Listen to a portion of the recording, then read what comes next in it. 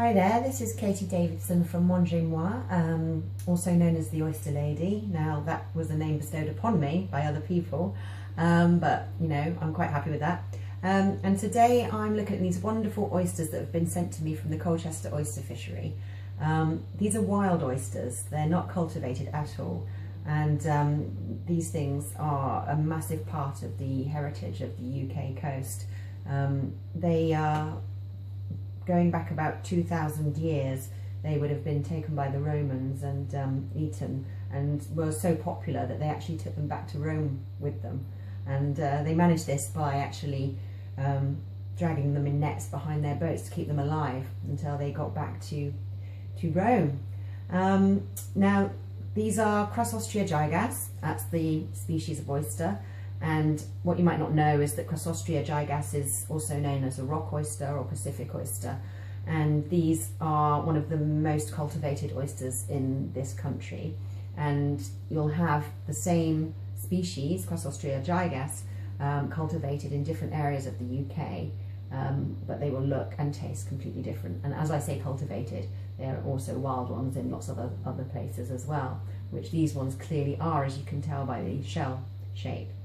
And they taste completely different, and the sort of notes of the Colchester Rock Oyster have been described as kind of buttery and mushroomy with a mineral base tone.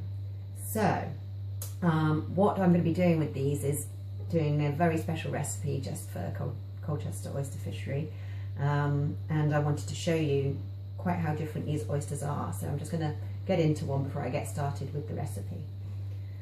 Now, we call this shucking, I'm sure you know that.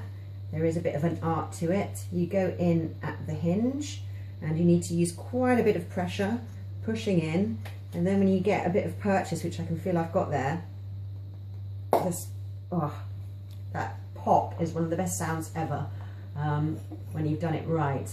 And then you need to just wiggle your knife through and separate the shell from the adductor muscle there, and that can always vary in difficulty depending on the size of the oyster.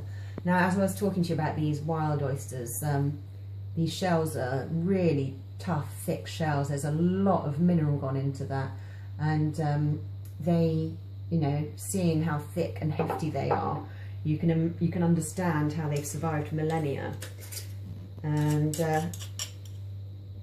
they're pretty tough critters.